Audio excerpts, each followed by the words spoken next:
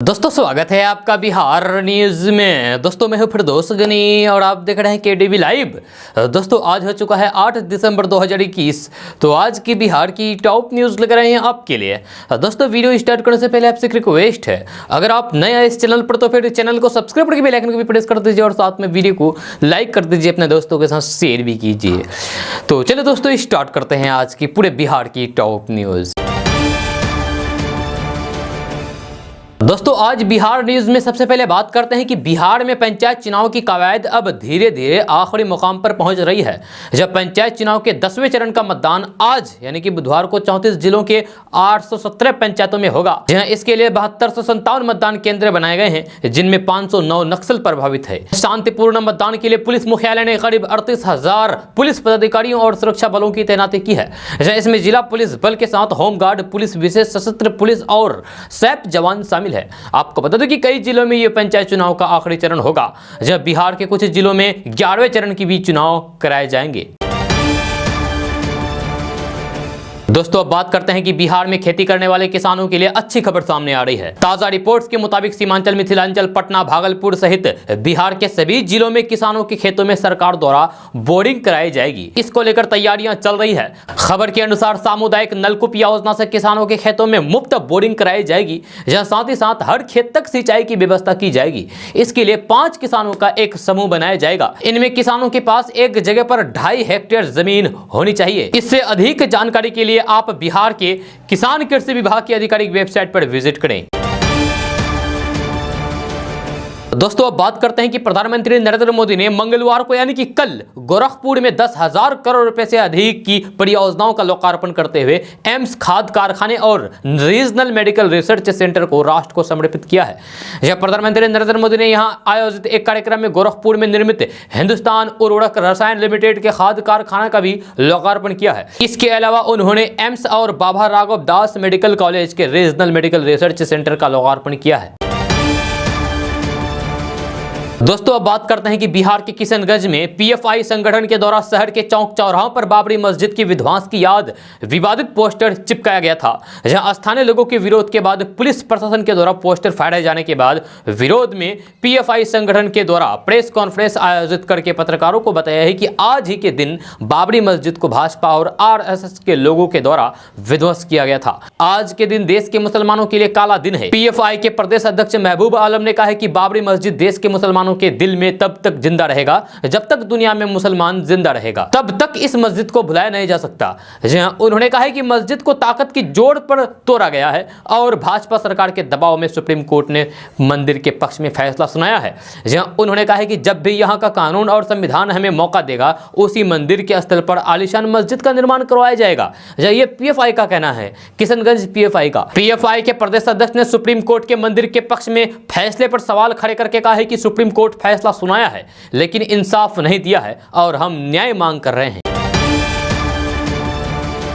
दोस्तों अब बात करते हैं कि यूपी शिया वक्फ बोर्ड के पूर्व अध्यक्ष वसीम रिजवी ने इस्लाम धर्म छोड़कर हिंदू धर्म अपना लिया है, जिसके बाद से ही मामले ने तुर पकड़ लिया है। लेकिन इसी बीच इसकी चर्चा बिहार के सियासी गलियारों में भी तेज होती जा रही है। बिहार भाजपा के वरिष्ठ नेता और अपने बयानों से चर्चा में आने वाले विधायक हरिभूषण ठाकुर बचौल हिंदू बने वसीम रिजवी के मुस्लिम धर्म से हिंदू धर्म में आने पर बड़ा बयान दिया है। हरिभूषण ठाकुर बचौल ने कहा है कि वसीम रिजवी नहीं, अब जितेंद्र नारायण सिंह त्यागी कहिए। उन्होंने जो फैसला लिया है उसका हम स्वागत करते हैं। बीजेपी विधायक हरिभूषण ठाकुर ने कहा है कि जितेंद्र नारायण सिंह जी ने धर्म परिवर्तन नहीं किया है, बल्कि उनकी घर वापसी हुई है। अब वो आए हैं तो सनातन धर्म की रक्षा में लगेंगे, जो भारत की असली आत्मा है। भाजपा विधायक हरिभूषण ठाकुर यहीं पर नहीं रुके। उन्होंने विवादास्पद बयान देते हुए कहा है कि भारत में 99% मुस्लिम आबादी का मूल धर्म हिंदू ही है। अगर उन्हें इस बात पर यकीन नहीं है या फिर शक है तो अपना डीएनए टेस्ट भी करवा सकते हैं, जिससे सारी सच्चाइयां दूध की तरह साफ हो जाएगी और देर सवेर उनको भी सनातन धर्म के साथ ही आना होगा। हरिभूषण ठाकुर के बयान पर जेडीयू ने भी अपनी प्रतिक्रिया दी है। यह पार्टी के एमएलसी गुलाम गौस ने कहा है कि कुछ लोगों को बोलने की आदत होती है, वे कुछ भी बोलते हैं। हर धर्म की अपनी अहमियत है, कोई भी किसी भी धर्म को अपना सकता है, इससे बंदिश थोड़ी ना है। दोस्तों, अब बात करते हैं कि पेट्रोल डीजल के दामों में गिरावट होने के बाद सरसों तेल के दाम भी लगातार गिर रहे हैं। ताजा रिपोर्ट्स के मुताबिक अत्यधिक आयात की वजह से सोयाबीन सहित कई तरह के तेल और तिलहन के भाव में गिरावट देखी जा रही है। खबर के अनुसार सरसों, पक्की घानी और कच्ची घानी तेल की कीमत में 25-25 रुपए की गिरावट दर्ज की गई है, जिससे देश भर में सरसों तेल के दाम कम हुए हैं। जानकारों की माने तो आने वाले समय में इसके दाम और भी कम होने की उम्मीद है। आपको बता दूं कि इस साल देश भर में सरसों फसल की अच्छी पैदावार हुई है, साथ ही साथ इस बार इसकी बुआई का रकबा भी काफी बड़ा है। इससे सरसों तेल के दामों में कमी आएगी, साथ ही साथ किसानों को अच्छे दाम भी मिलेंगे। दोस्तों, अब बात करते हैं कि बिहार में रहने वाले लोगों के लिए राजधानी पटना से बड़ी खबर सामने आ रही है। ताजा रिपोर्ट्स के मुताबिक बिहार में बहुत जल्द जातीय जनगणना कराया जाएगा। इसकी जानकारी खुद बिहार के मुख्यमंत्री नीतीश कुमार ने दी है। सीएम नीतीश कुमार ने कहा है कि बिहार सरकार पारदर्शी तरीके से बिहार में जातीय जनगणना कराएगी, अपने पैसे खर्च करके, किसी भी प्रकार की चूक ना हो, इसलिए बहुत जल्द सर्वदलीय बैठक बुलाई जाएगी। इस बैठक में तय होगा, यानी कि इसमें तय किया जाएगा कि जातीय जनगणना कब और कैसे किया जाएगा। मुख्यमंत्री नीतीश कुमार ने कहा है कि जातीय जनगणना कैसे करानी है, कब करानी है, किस माध्यम से कराएंगे, ये सब मीटिंग में सबसे राय लेकर तय करेंगे। इसके बाद सरकार अपने खर्च से जातीय जनगणना कराएगी। इस योजना पर काम किया जा रहा है। आपको बता दो कि इससे पहले कर्नाटक अपने स्तर से जातीय जनगणना करा चुके हैं। कर्नाटक देश का पहला राज्य है जहां 2014 से 2015 में जातीय जनगणना कराया गया था। अब बिहार देश का दूसरा राज्य होगा जहां जातीय जनगणना कराया जाएगा। दोस्तों, अब बात करते हैं कि बिहार की राजधानी पटना से अच्छी खबर सामने आ रही है। ताजा रिपोर्ट्स के मुताबिक बिहार में जैविक खेती के लिए 11,500 रुपए प्रति एकड़ का अनुदान दिया जाएगा। जब बिहार के किसान अनुदान लेकर जैविक खेती कर सकते हैं। जब खबर के अनुसार बिहार में जैविक खेती को बढ़ावा देने के लिए बिहार के 25 जिलों में नई योजना जल्द शुरू की जाएगी। वर्तमान में इसका लाभ सिर्फ 13 जिलों के किसानों को ही मिल रहा है, लेकिन सरकार अब इसे बढ़ाकर 25 जिलों में करने जा रही है। आपको बता दो कि बिहार में बक्सर, भोजपुर, सारण, वैशाली, पटना, नालंदा, समस्तीपुर, बेगूसराय, खगड़िया, भागलपुर, मुंगेर और लखीसराय में 17,061 एकड़ में जैविक खेती की शुरुआत हो चुकी है। वहीं कटिहार में भी जैविक खेती किया जा रहा है। मिली जानकारी के अनुसार जैविक कॉरिडोर योजना के तहत 13 जिलों के किसानों को 11,500 रुपए प्रति एकड़ अग्रिम अनुदान दिया जा रहा है। अब जैविक कॉरिडोर योजना के तहत 25 जिलों को जोड़ा जाएगा। इसको लेकर कृषि विभाग तैयारी कर रही है। दोस्तों, बात करते हैं कि बिहार में रबी फसल की बुआई की तैयारी में जुटे किसान उर्वरक के गंभीर संकट से जूझ रहे हैं। उर्वरकों की कमी के कारण किसानों की फसल पर असर पड़ने की संभावना बनने लगी है। कई जिलों में किसानों को उर्वरक के लिए काफी मशक्कत करनी पड़ रही है, लेकिन इन्हें खाद नहीं मिल पा रहे हैं। बिहार में उर्वरक की किल्लत होने की बात सरकार भी स्वीकार रही है। हालांकि मुख्यमंत्री नीतीश कुमार ने कहा है कि 1 सप्ताह के अंदर खाद की किल्लत दूर कर ली जाएगी। आमतौर पर माना जाता है कि किसानों को नवंबर और दिसंबर महीने में खाद की सबसे ज्यादा जरूरत होती है। कृषि विभाग के आंकड़ों पर गौर करें तो फिर बिहार में इन 2 महीनों में करीब 41% खाद की कम आपूर्ति हुई है। खाद को लेकर बिहार में राजनीति भी शुरू हो चुकी है। आरजेडी के सुप्रीमो लालू प्रसाद यादव ने आरोप लगाया है कि बिहार में खाद ही नहीं है। आरजेडी नेता ने अपने आधिकारिक ट्विटर हैंडल से ट्वीट करते हुए कहा है कि बिहार में खाद ही नहीं है, किसान दर दर की ठोकरें खा रहे हैं। मुख्यमंत्री सहित डबल इंजन सरकार कानों में तेल डालकर, आंखों पर पट्टी बांधकर और नींद की गोलियां खाकर सोए हुए हैं। उन्होंने कहा है कि ये किसान के सबसे बड़े दुश्मन है। फसल का न्यूनतम समर्थन मूल्य यानी कि एमएसपी तो दूर, ये खाद तक उपलब्ध नहीं करा पा रहे हैं। धिक्कार है ऐसे सरकार पर। इधर बिहार सरकार भी स्वीकार कर रहे हैं कि हां, बिहार में खाद की किल्लत है, खाद की कमी है। जब मुख्यमंत्री नीतीश कुमार ने कहा है कि खाद की कुछ दिक्कत है, इसको लेकर बिहार के कृषि मंत्री ने भी केंद्र सरकार से बात की है। दोस्तों, बात करते हैं कि बिहार में रहने वाले लोगों के लिए राजधानी पटना से बड़ी खबर सामने आ रही है। ताजा रिपोर्ट के मुताबिक बिहार पंचायती राज विभाग में 13 से 14 पदों पर बहाली की जाएगी। इसको लेकर विभाग के स्तर पर तैयारियां चल रही है। खबर के अनुसार बिहार के पंचायतों में विकास की तेज रफ्तार देने के लिए पंचायती राज विभाग ने अपना अलग पंचायती राज अभियंत्रण संगठन का खाका तैयार कर लिया है। इस संगठन में 1314 पदों पर भर्ती को लेकर पद भी चिन्हित किए गए हैं। आपको बता दूं कि इस भर्ती प्रक्रिया के तहत पंचायती राज विभाग जूनियर इंजीनियर से लेकर सुपरिटेंडेंट इंजीनियर तक के 1048 पद पर भर्ती करेगा। दोस्तों अब बात करते हैं कि बिहार की राजधानी पटना से बड़ी खबर सामने आ रही है। ताजा रिपोर्ट्स के मुताबिक कोरोना के नए वेरिएंट ओमिक्रॉन के खतरे को देखते हुए स्वास्थ्य विभाग ने अलर्ट जारी कर दिया है। साथ ही साथ सभी डॉक्टर और मेडिकल स्टाफ की छुट्टी को कैंसिल कर दिया है। जहां खबर के अनुसार विभाग के इस आदेश से हेल्थ वर्करों में हड़कंप मच गया है तथा ये लोग सरकार के फैसले को लेकर विरोध करने लगे हैं। जहां Patna medical college and hospital में हेल्थ वर्करों ने आक्रोश जताते हुए कहा है कि विभाग मनमानी कर रहा है। आपको बता दें कि स्वास्थ्य विभाग के इस फैसले पर हेल्थ वर्करों का कहना है कि अभी बिहार में कोरोना के नए वेरिएंट के संक्रमित मरीज नहीं हैं। इसके बाद भी संस्थान तानाशाही कर रही है। हेल्थ वर्कर अब संस्थान से दो हाथ करने को तैयार हैं। मिली जानकारी के अनुसार स्वास्थ्य विभाग ने कोरोना के नए वेरिएंट के खतरे को ध्यान में रखते हुए बिहार के सभी मेडिकल कॉलेज एंड हॉस्पिटल और अस्पतालों को अलर्ट जारी कर दिया है। साथ ही साथ सभी डॉक्टरों और मेडिकल स्टाफ की छुट्टी भी कैंसिल करने को कहा है। दोस्तों बात करते हैं कि बिहार के भोजपुर से बड़ी खबर सामने आ रही है। ताजा रिपोर्ट के मुताबिक शराब के धंधेबाजों पर कार्रवाई नहीं करने को लेकर एसपी ने थाना इंचार्ज सहित 12 पुलिसकर्मी को निलंबित कर दिया है। इस कार्रवाई से जिले में यानी कि भोजपुर जिले में हड़कंप मच गया है। खबर के अनुसार बिहार में शराबबंदी को सख्ती से लागू करने के आदेश दिए गए। जब बिहार के मुख्यमंत्री नीतीश कुमार ने खुद कहा है कि अगर कोई व्यक्ति शराब के धंधे में लिप्त पाया जाता है तो फिर उस पर तुरंत एक्शन लिया जाएगा और कार्रवाई की जाएगी, जिसके बदौलत इन 12 अफसरों पर कार्रवाई की गई है। दोस्तों बात करते हैं कि पटना सहित किसी भी जिले में अगर गाड़ी की चोरी हो जाती है तो फिर आपको कुछ बातों का ध्यान रखना चाहिए। इससे आपको बीमा का पैसा मिल जाएगा और किन बातों का ध्यान रखना चाहिए हम आपको भी बताने जा रहे हैं। साथ ही साथ आपको ज्यादा नुकसान का सामना भी नहीं करना पड़ेगा। तो सबसे पहले बात करते हैं कि पटना सहित किसी भी जिले में, चाहे आप सीमांचल मिथिलांचल के हो या फिर कहीं के भी रहने वाले बिहार के होने चाहिए, अगर आपकी गाड़ी चोरी हो जाती है तो फिर आप अपने पास के किसी भी पुलिस स्टेशन में जाकर चोरी की सूचना प्राथमिकी यानी कि FIR दर्ज कराएं। इसके बाद आप तुरंत इसकी सूचना अपने बीमा कंपनी को दें। आपको गाड़ी चोरी की FIR की कॉपी, गाड़ी की RC यानी कि रजिस्ट्रेशन सर्टिफिकेट की कॉपी, आधार कार्ड, ड्राइविंग लाइसेंस की कॉपी, गाड़ी के इंश्योरेंस की कॉपी बीमा कंपनी के पास जमा करनी होगी। गाड़ी अगर लोन पर ली गई है तो फिर लोन एग्रीमेंट की कॉपी भी आपको बीमा कंपनी के पास जमा करनी होगी। जैसे ही आप इन कागजों को जमा करेंगे इसके बाद बीमा कंपनी गाड़ी चोरी की जांच पड़ताल करेगा। इसके बाद आपके बैंक अकाउंट में बीमा का पैसा भेज दिया जाएगा। दोस्तों अब बात करते हैं कि अमेरिका के एक खगोल फोटोग्राफर ने सूरज की अब तक की सबसे साफ तस्वीर खींचने का दावा किया है। जब फोटोग्राफर एड्रयू मैकार्थी का दावा है कि उन्होंने सूरज की अब तक की सबसे साफ सुथरी तस्वीर खींची है। जैसे कि आप अपना मोबाइल स्क्रीन पर तस्वीर देख रहे हैं, यही तस्वीर है। डेली मेल की रिपोर्ट्स के अनुसार सौरमंडल के सबसे बड़े तारे की इस तस्वीर को बनाने के लिए मैकार्थन ने 1,50,000 से ज्यादा अलग अलग तस्वीरों का इस्तेमाल किया है। डेली मेल की रिपोर्ट्स के अनुसार सूरज की इस तस्वीर 10 मेगापिक्सल कैमरा के इमेज से 30 गुना बड़ा है। इसमें सबसे क्लोज अप व्यू में रहस्यमय अंधेरे सन स्पॉट को देखा जा सकता है।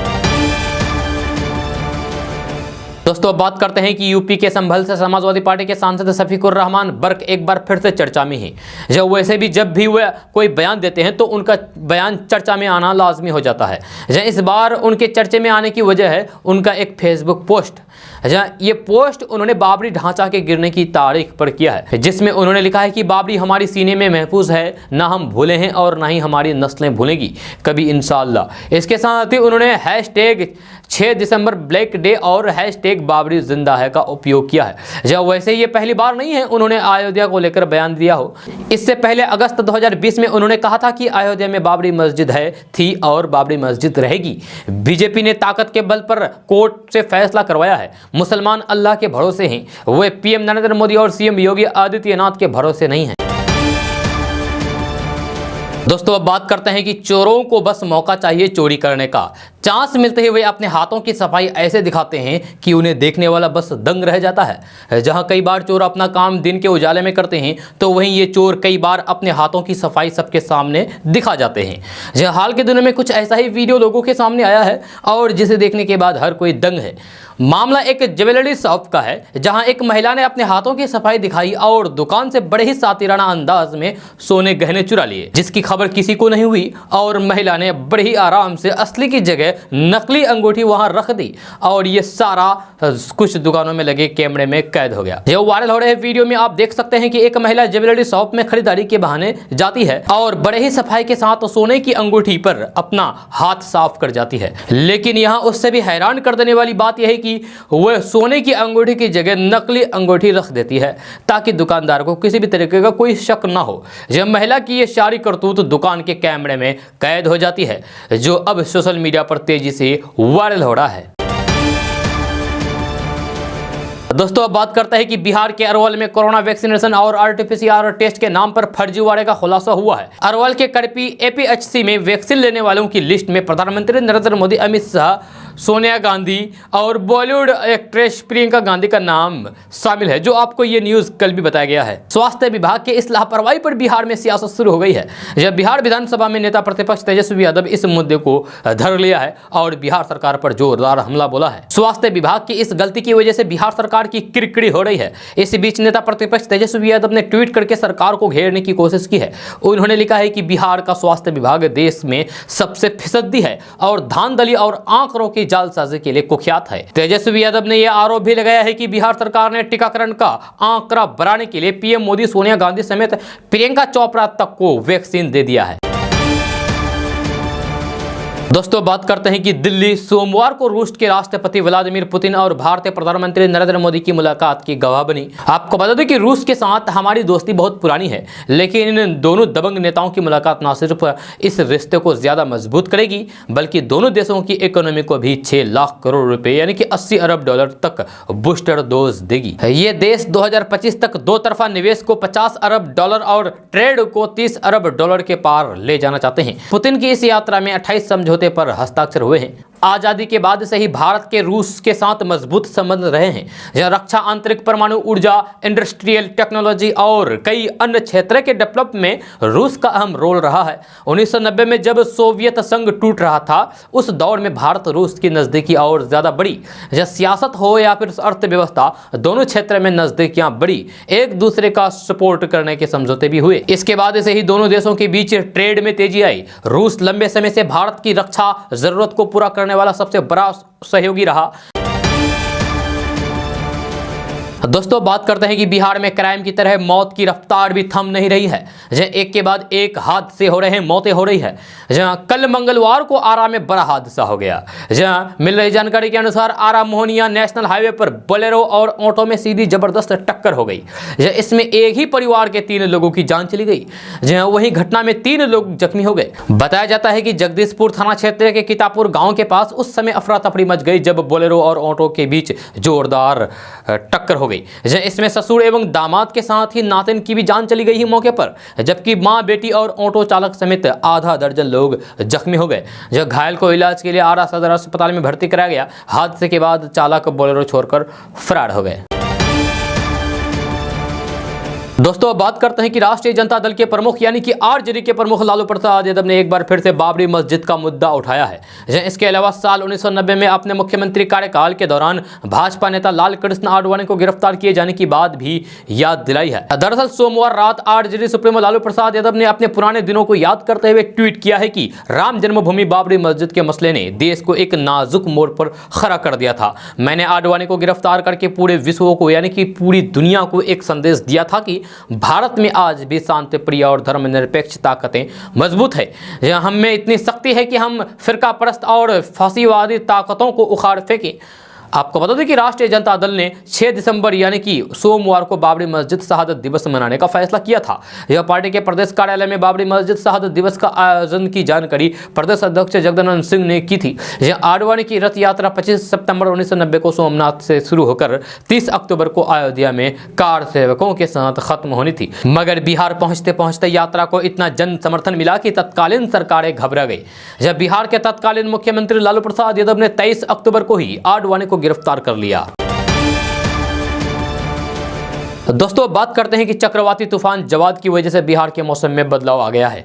इस तूफान का असर बिहार में हवा की दिशा और गति पर पड़ा है, जिसके कारण तापमान में हल्की वृद्धि हुई है और ठंड का असर कम महसूस होने लगा है। अब बंगाल की खाड़ी में बने कम दबाव का क्षेत्र विकसित होने के कारण प्रदेश के मौसम पर इसका प्रभाव देखने को मिलेगा। कम दबाव का क्षेत्र समुद्र तल से 4.5 किलोमीटर ऊपर तक फैला है। वहीं दूसरी ओर प्रदेश में पूर्वी एवं उत्तर पूर्वी हवा का प्रभाव निरंतर होने से अगले 24 घंटे के दौरान प्रदेश के कुछ हिस्सों में आंशिक रूप से बादल छाए रहने के साथ रात के तापमान में आंशिक गिरावट के आसार हैं। जब मौसम विज्ञान केंद्र पटना से प्राप्त जानकारी के अनुसार चक्रवात जवाद के कमजोर होने के बाद निम्न दबाव के क्षेत्र में विकसित हो गया है।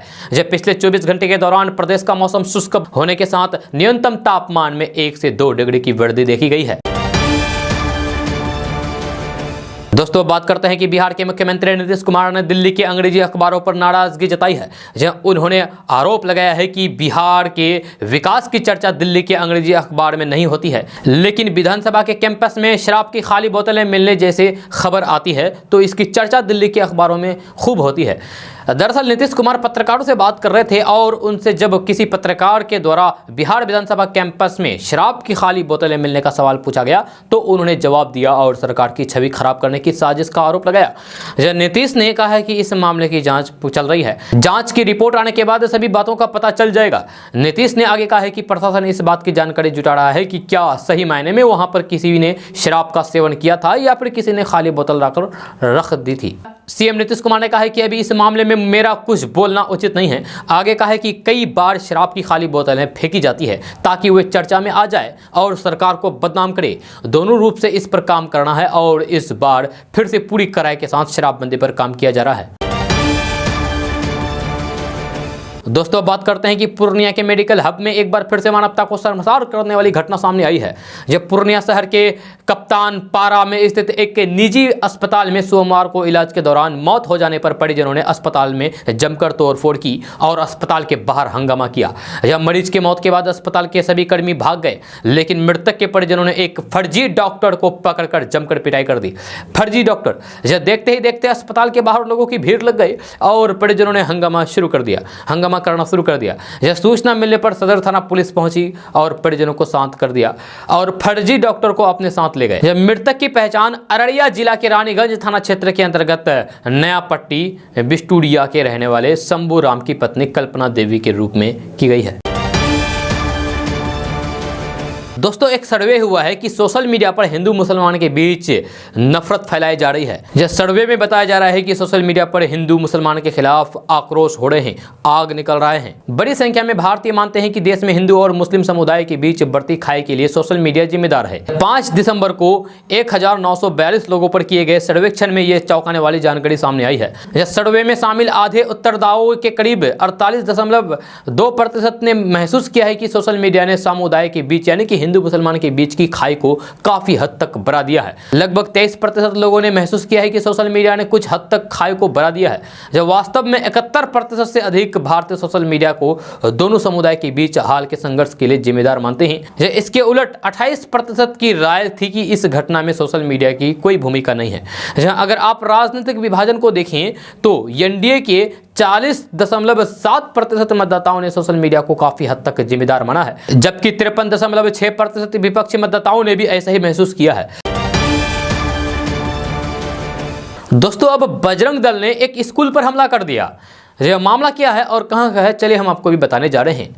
तो बजरंग दल ने एक स्कूल पर बच्चों का धर्मांतरण कराने का आरोप लगाते हुए स्कूल पर तब हमला कर दिया जब बच्चे वहां पढ़ रहे थे। बच्चे तो बाल बाल बच गए, लेकिन स्कूल में तोड़फोड़ की गई है। घटना मध्य प्रदेश के विदिशा जिले के गंज बसोरा तहसील की है। सेंट जोसेफ हाई स्कूल में सोमवार 6 दिसंबर को जब 12वीं कक्षा के छात्र स्कूल में बैठकर परीक्षा दे रहे थे, उसी समय बजरंग दल और विश्व हिंदू परिषद से जुड़े करीब 300 लोग स्कूल के परिसर में घुस गए। जहां इन लोगों का आरोप था कि स्कूल में हिंदू बच्चों का जबरन धर्मांतरण करके उनसे ईसाई धर्म स्वीकार कराया जा रहा है। ये लोग पहले तो स्कूल के बाहर खड़े होकर नारे लगा रहे थे, लेकिन बाद में स्कूल के परिसर के अंदर घुस गए। जब बच्चों की मौजूदगी में हमला सोशल मीडिया पर मौजूद वीडियो में इन लोगों को जय श्री राम, भारत माता की जय और फोड़ दो जैसे नारे लगाते हुए सुना जा सकता है। वीडियो में जब भीड़ ने स्कूल की इमारत पर पत्थर फेंके और कांच को तोड़ दिया। स्कूल के प्रिंसिपल ने पत्रकारों को बताया है कि भीड़ में लोगों के के पास पत्थर और लोहे के रोड थी, जहां उन्होंने पुलिस पर भी सही समय पर उचित कार्रवाई नहीं करने का आरोप लगाया। उन्होंने पत्रकारों को बताया है कि उन्होंने स्थानीय मीडिया से इस हमले की तैयारी की खबर एक दिन पहले ही मिल गई थी और उन्होंने पुलिस से सुरक्षा की मांग की थी, जिस पर पुलिस ने कहा था कि भीड़ बस नारे लगाएगी और उसके बाद शांतिपूर्वक ढंग से वहां से चली जाएगी, लेकिन ऐसा नहीं हुआ और पुलिस भी भीड़ के स्कूल से चले जाने के बाद वहां पहुंची। आपको बता दूं कि बजरंग दल विश्व हिंदू परिषद का युवा संगठन है जो अक्सर ईसाई चर्चों और मस्जिदों पर हमले को लेकर चर्चा में रहता है। जब कुछ ही दिनों पहले दिल्ली के मटियाला में एक अस्थायी चर्च की प्रार्थना सभा को भी बजरंग दल के सदस्यों ने भंग कर दिया था और वहां तोड़फोड़ की थी। उन्होंने वहां चर्च के लोगों को गोली मारने के नारे भी लगाए थे। जहां इसके पहले कर्नाटक के हसन जिले में बजरंग दल के सदस्यों ने एक ईसाई प्रार्थना सभा पर हमला कर दिया था और भी कई राज्यों में बजरंग दल के इसी तरीके से गतिविधियों में शामिल होने की खबरें आ चुकी है। दोस्तों बात करते हैं कि अब बिहार में ड्रोन से शराब के धंधेबाजों की निगरानी होगी। यह शराबबंदी के बाद भी घरों में होम डिलीवरी करने वाले धंधेबाजों की निगरानी अब ड्रोन के माध्यम से होगी। उत्पाद आयुक्त बी कार्तिकेय धनजी ने यह जानकारी दी है, जहां उन्होंने कहा है कि इसके लिए निविदा जारी कर दी गई है। जल्द ही जिलों को उनकी मांग पर ड्रोन उपलब्ध करा दिया जाएगा। उत्पाद आयुक्त ने बताया है कि जंगल, पहाड़ और दियारा वाले इलाकों में ड्रोन के जरिए खास निगरानी रखी जाएगी। इसके साथ ही शहरों में कुछ खास इलाकों की पहचान करके ऑनलाइन सिस्टम के जरिए निगाह रखी जाएगी। उत्पाद आयुक्त ने बताया है कि शराबबंदी के उल्लंघन के आरोप में पकड़े गए लोगों को जल्द से जल्द सजा दिलाने या फिर उनके मामले के निपटारे के लिए 31 विधि परामर्शी की नियुक्ति की गई है। दोस्तों बात करते हैं कि भोजपुर जिला के आरा से एक दिलचस्प वाकया सामने आया है। मामला बॉलीवुड के सबसे बड़े नायक अमिताभ बच्चन से जुड़ा हुआ है। दरअसल एक महिला आरा शहर के टाउन थाना में रोते बिलखते आ जाती है और खुद को महानायक अमिताभ बच्चन की बेटी बताने लगती है। जहां उसकी बात को सुनकर वहां मौजूद सभी पुलिसकर्मी हैरान हो जाते हैं। पुलिस वालों ने एक बार फिर से महिला से पूछा कि कौन अमिताभ बच्चन की बात कर रही हो, तो उस महिला ने फिर से साफ तौर पर कहा कि फिल्म स्टार अमिताभ बच्चन मेरे पिता हैं और हरिवंश राय बच्चन मेरे दादाजी हैं। ये सुनकर सभी पुलिसकर्मी हैरानी से उस महिला को देखने लगे। हालांकि कुछ ही देर बाद महिला की हरकतों से यह साफ हुआ कि महिला की दिमागी स्थिति ठीक नहीं है। जब पूरे मामले की जानकारी देते हुए पुलिसकर्मी ने बताया है कि करीब 3 बजे महिला थाना आई। जब महिला बहुत रो रही थी उस वक्त थाने में एक महिला दारोगा और एक पुरुष दारोगा मौजूद था। नाइटी पहने एक महिला अचानक थाने में रोते हुए आई और खुद को अमिताभ बच्चन की बेटी बताने लगी। जब फिर महिला ने अपने बैठने के लिए कुर्सी मांगी तो एक सिपाही ने उस महिला को बैठने के लिए कुर्सी ला कर दिया। जब पुलिस ने उस महिला से पूछताछ किया तो उसने अपना नाम मोनी बताया। जी हाँ, उसने बताया कि कौन बनेगा करोड़पति वाले मेरे पिता हैं। उसने ये भी कहा है कि उसके दादाजी ने उसका नाम आराह दिया और मोनी रखा है। करीब आधे घंटे तक पूछताछ के बाद यह खुलासा हुआ है कि महिला की मानसिक स्थिति ठीक नहीं है। महिला कभी लालू यादव तो कभी अंग्रेजी तो कभी पाकिस्तान का नाम ले रही थी। इतना ही नहीं बल्कि महिला थाने के पुलिसकर्मियों को सैल्यूट करने के लिए भी बोल रही थी। दोस्तों मुजफ्फरपुर आई हॉस्पिटल यानी कि आंख हॉस्पिटल में आखिर क्यों 15 लोगों की आंखें निकालनी पड़ी, इसका जवाब आ गया है। इस खौफनाक मंजर का जवाब आ गया है कि आखिर ऐसा क्यों हुआ। तो ऑपरेशन के बाद मरीजों की आंखों की रोशनी जाने की घटना से चर्चा में आए मुजफ्फरपुर आई हॉस्पिटल की ओटी संक्रमित पाई गई है। जहां ओटी ही संक्रमित पाई गई है। एसकेएमसीएच की माइक्रोबायोलॉजी विभाग की जांच रिपोर्ट में यह बात सामने आई है। रिपोर्ट सोमवार को सीएस डॉक्टर विनय कुमार शर्मा और आई हॉस्पिटल की जांच के लिए बनी टीम के पास खोली गई। रिपोर्ट खोलने के समय एसकेएमसीएच के नेत्र रोग विभाग के अध्यक्ष डॉक्टर राजीव कुमार और ब्रह्मपुरा थाना अध्यक्ष अनिल कुमार गुप्ता भी मौजूद थे। 4 घंटे तक सीएस चेंबर में जांच रिपोर्ट पर चर्चा की गई। इसके पहलू को जाना समझा गया, इसके बाद इसे सार्वजनिक कर दिया गया। सीएस ने बताया है कि आई हॉस्पिटल के ऑपरेशन थिएटर में सुडोमोनास और स्टेफाइकोकस बैक्टीरिया पाया गया है। यह काफी खतरनाक बैक्टीरिया होता है, 1 से 2 दिन में ही आंख खराब कर देता है। सिविल सर्जन ने बताया है कि एसकेएमसीएच में जिन लोगों की आंखें निकाली गई है उनमें भी यह बैक्टीरिया पाया गया है। दोस्तों अब बात करते हैं कि बिहार पुलिस सिपाही बहाली की लिखित परीक्षा का रिजल्ट घोषित कर दिया गया है। लिखित परीक्षा में सफल अभ्यर्थी बिहार पुलिस सिपाही भर्ती की शारीरिक दक्षता परीक्षा के लिए क्वालिफाइड माने जाएंगे। सीएसबीसी की कांस्टेबल भर्ती परीक्षा में भाग लेने वाले अभ्यर्थी केंद्रीय चयन परिषद की वेबसाइट www.csbc.bih.nic.in पर जाकर के अपना रोल नंबर चेक कर सकते हैं। दोस्तों अब बात करते हैं कि जेएनयू एक बार फिर से चर्चा में है। जेएनयू स्टूडेंट यूनियन द्वारा सोमवार 6 दिसंबर की रात कथित तौर पर बाबरी मस्जिद के समर्थन में नारे लगाए जाने का मामला सामने आया है। इसके साथ ही बाबरी मस्जिद को दोबारा बनाने की भी मांग उठाई गई है। जानकारी के अनुसार जेएनयू कैंपस में एक नए विवाद की चिंगारी सुलगने शुरू हो गई है। जेएनयू की ओर से 6 दिसंबर की रात एक प्रोटेस्ट मार्च निकाला गया। 6 दिसंबर 1992 में अयोध्या में बाबरी मस्जिद तोड़ी गई थी, जिसके खिलाफ ये प्रदर्शन किया गया। इस दौरान जेएनयू छात्र संघ के कार्यकर्ताओं और यहां मौजूद लेफ्ट संगठनों के कार्यकर्ताओं ने बाबरी मस्जिद को दोबारा बनाने की मांग की है। इस दौरान छात्र संघ कार्यकर्ताओं की ओर से नहीं सहेंगे हाशिमपुरा, नहीं करेंगे दादरी, फिर बनाओ बाबरी जैसे नारे लगाए गए, जिनको लेकर विवाद उठना लाजमी है। बाबरी विध्वंस की घटना के 29 साल बाद जेएनयू कैंपस में छात्र संघ ने इस घटना के विरोध में प्रोटेस्ट मार्च निकाला, जिसमें कहा गया है कि बाबरी मस्जिद दोबारा से बननी चाहिए। दरअसल इस प्रदर्शन की कॉल जेएनयू एसयू द्वारा रात को 8:30 बजे दी गई थी। आपको बता दो कि इससे पहले भी लेफ्ट समर्थक द्वारा कई विवादित बयान दिए गए और 6 दिसंबर को चंद्रभागा हॉस्टल के चौखट पर एक बार फिर से लेफ्ट समर्थकों द्वारा यानी कि छात्रों ने एक नए विवाद की शुरुआत कर दी है। इसके बाद ये प्रदर्शन हॉस्टल तक पहुंचा, जिसके बाद छात्र यूनियन के नेताओं ने अपनी अपनी बातों को रखा। इसी दौरान जेएनयू छात्र संघ के वाइस प्रेसिडेंट साकेत मुन ने अपनी स्पीच के दौरान कहा कि बाबरी मस्जिद दोबारा बनाकर उसे इंसाफ दिलाया जाए। इसी दौरान जेएनयू छात्र संघ के वाइस प्रेसिडेंट साकेत मुन ने अपनी स्पीच के दौरान कहा कि बाबरी मस्जिद दोबारा बनाकर उसे इंसाफ लिया जाएगा। दोस्तों अब बात करते हैं कि रेलवे ने दावा किया है कि अब कोहरे के कारण ट्रेन लेट नहीं होगी। नई डिवाइस से समस्या का हल किया जाएगा। रेलवे के हाईटेक फॉग सेफ्टी डिवाइस से रेलवे की वर्षों पुरानी समस्या का हल निकल आया है।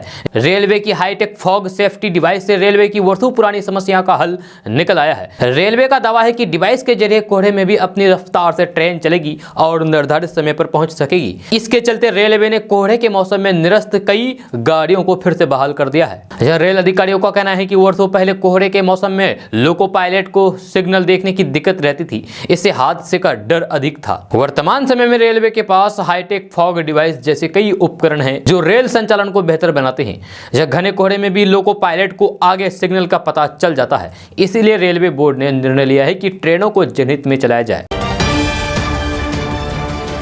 दोस्तों अब बात करते हैं कि बिहार के खगड़िया सिविल कोर्ट में जज आदित्य प्रकाश और पटना सिविल कोर्ट में जज आयुषी कुमारी सोमवार को बिना दहेज और बिना परंपरा के संविधान की शपथ लेकर विवाह बंधन में बंध गए हैं। जब बिल्कुल नए अंदाज में दिन के उजाले में यह शादी महज 40 मिनट में संपन्न हो गई। न बैंड बाजा, न बाराती, न कन्यादान और न ही सिंदूरदान, न ही अग्नि के 7 फेरे लिए। इनके इन्विटेशन कार्ड भी अनोखा रहा।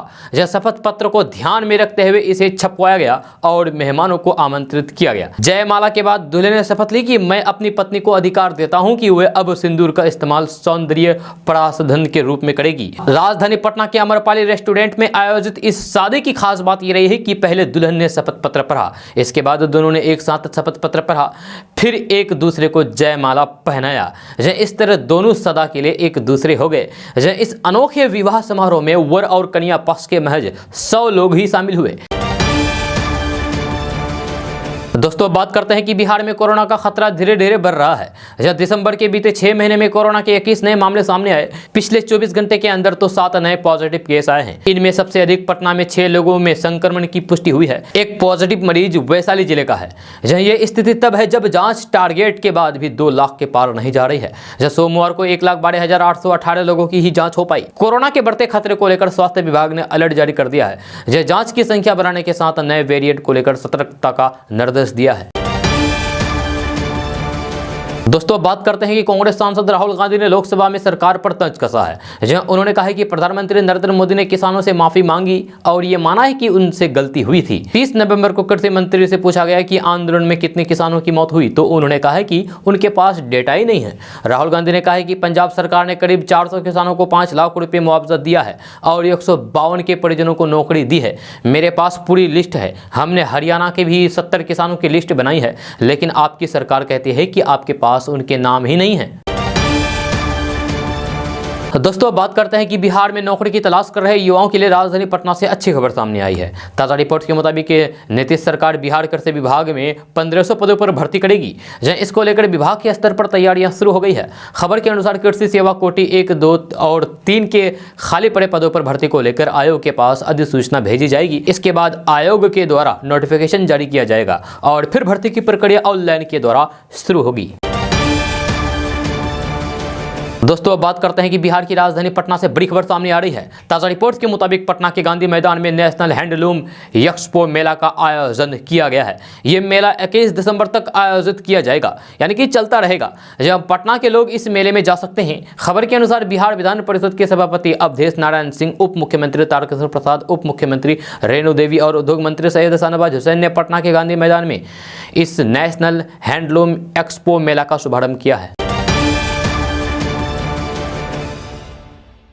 दोस्तों, आज का न्यूज़ बस यहाँ तक। कैसा लगा जरूर अपना सुझाव दीजिएगा नीचे कमेंट बॉक्स में कमेंट करके। अगर आप नए आए इस चैनल पर तो फिर चैनल को सब्सक्राइब करके बेल आइकन को भी प्रेस कर दीजिए और साथ में वीडियो को लाइक कर दीजिए, अपने दोस्तों के साथ शेयर भी कीजिए। तो चलिए दोस्तों, फिर मिलते हैं अगले वीडियो में। जय हिंद, जय बिहार।